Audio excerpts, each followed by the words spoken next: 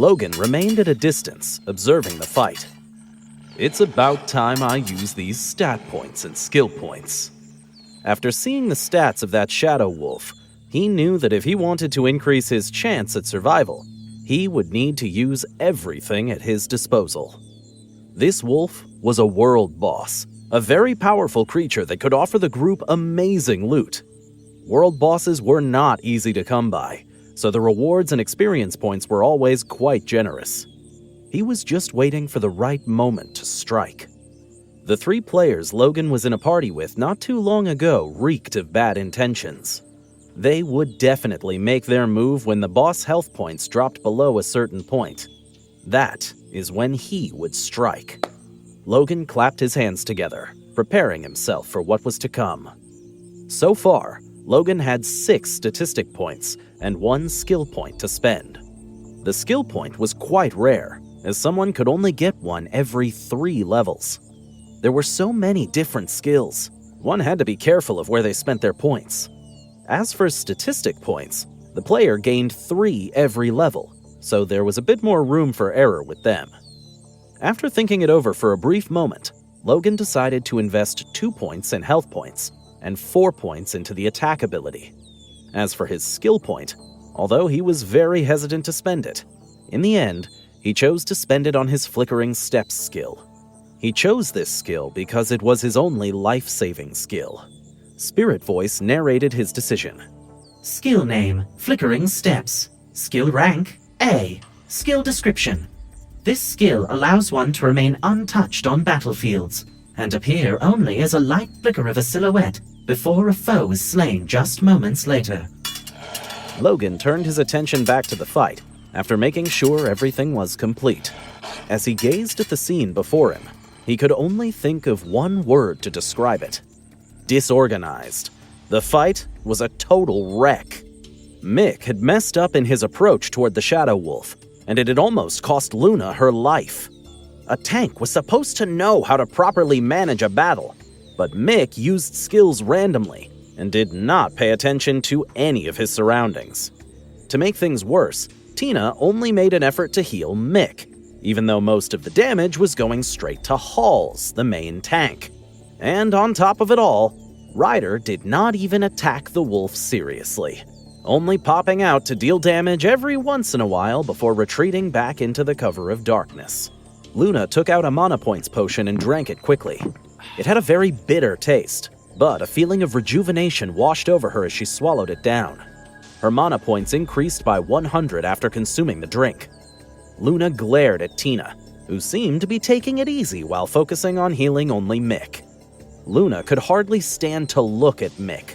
She was disgusted by his performance on the battlefield. It was like these guys were trying to slowly whittle away at her group until they were gone. What made Luna more nervous than anything else, though, was the fact that a new unknown person appeared not too far away from them, just out of the distance of the battle. That person looked calm, and he had cold, detached eyes, as though the people he watched weren't even in his line of sight.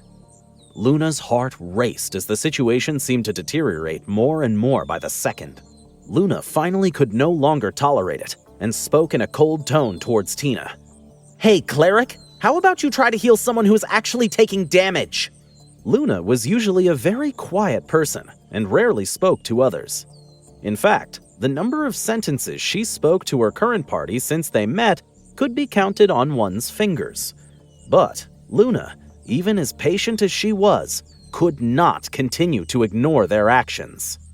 Tina's eyes narrowed as she stared toward Luna. A smug look appeared on her face.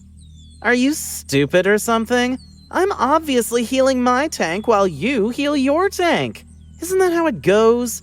Why should I hold your hand healing a tank that you're supposed to be healing on your own?" Luna fumed, but she kept a serene smile on her face while she focused on healing Halls.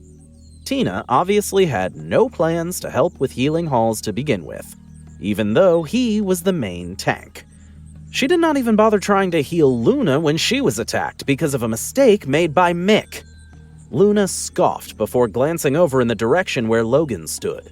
He stood with his arms folded, like a ferocious beast waiting to pounce on its prey. The wolf let out a tremendous howl. Everyone within range of the wolf's cries took a massive hit.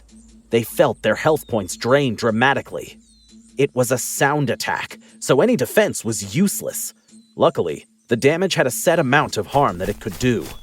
Halls swung forward with his sword, slashing at the shadow wolf. He managed to get a nice blow in on its neck. They had managed to get the shadow wolf down to almost 15% of its health points, even while not fully cooperating together. Mick seemed to withdraw for a moment before an alert went off. Spirit Voice alerted them all. Party leader has changed loot settings to party leader only, from role. As soon as Luna, Halls, and Quince heard this, their faces turned ugly. How shameless could this guy be? He barely contributed and almost got one of their members killed. Now he changed the loot settings for the party? Were they fools? He obviously planned on taking all the loot for himself and his group. Halls' eyes turned cold. He gave Mick a death stare. "What's the meaning of this?" Hall's voice sounded icy as he spoke, while trying to restrain his anger. Mick replied with confidence. "Don't worry, it's only to make sure the loot gets divided fairly. You have my word, I'll make sure to divide the loot fairly amongst all of us." Of course, Mick had no intention to do this. Divide? Ha! He would never do that. Only Tina and Ryder would get a cut. Luna, Halls, and Quince were so blinded by rage at that moment that even the calm and observant Luna missed a very important alert at the same time Mick changed the loot settings. None of them heard what was announced. The Spirit Voice announced to them all, Player Ryder has left the party. The rogue Ryder left their group, and not a single person noticed. They kept fighting, even though they were visibly upset. Suddenly, Luna felt that something was off. She had a frown on her face, and her first reaction was to look toward Logan, but he was still just standing at the edge of the battle with his arms folded. What was it? What was this gut feeling gnawing at her? Luna's eyes suddenly widened. The rogue! She looked around, but didn't see him anywhere. She then glanced at the party and saw that there was one less member. Just as she was about to warn Halls and Quince, she heard a scream of pain rise up from behind her. It was Quince. Quince felt a jolting pain in his neck, and then a sharp stabbing pain. He couldn't move at all. He managed to look behind him. There stood a rogue. It was Ryder. He used 2 rogue skills on Quince, Pressure Point and Backstab, before following up with a basic attack. Mages had naturally weak defenses and no protection skills this early on, so rogues were the bane of their existence. Quince's vision began to blur. He felt his body go limp. Before he knew it, everything went black. He died, lying on the ground of the battlefield. The attack had been too powerful for any damage control to be done. Luna could not afford to heal him before he was killed by Ryder. When Halls saw Quince go down, he shouted in agony, "Quince!"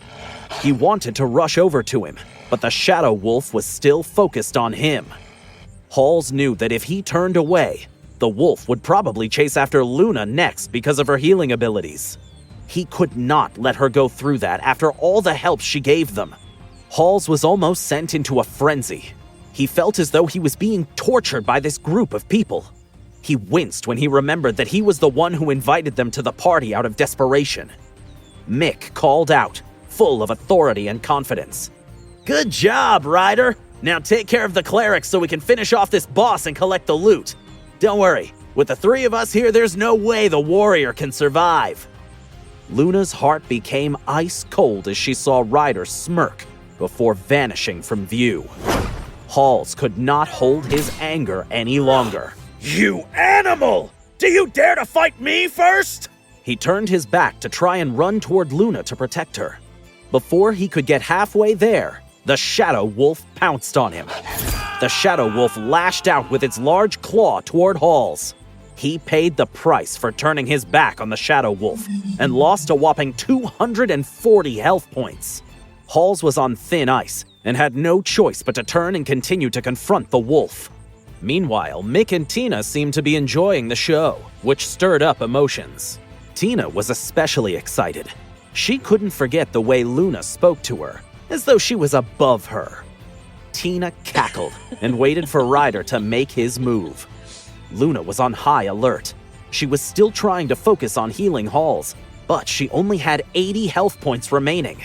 She bit down on her lip, trying to maintain a calm composure, but she didn't know what to do in this situation. Ryder suddenly charged her. Luna picked up her staff to block. Ryder attacked from the front, so when Luna turned around, she was caught off guard. A large grin appeared on Ryder's face. This was going to be an easy kill. Luna was shocked.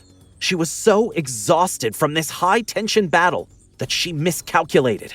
This was it. It was all over. She was sure of it. She simply closed her eyes and waited for the dagger to strike her. Luna still had her eyes shut tightly, but she didn't feel anything. In fact, she felt as though she hadn't even been struck. She slowly opened her eyes and turned around, completely shocked. It was Logan. But when did he even get here? Ryder stood there, his eyes wide, as though he couldn't believe it. Mick and Tina were also surprised by the sudden turn of events. That imbecile, who they thought was just some lucky rich guy, actually attacked. They were infuriated.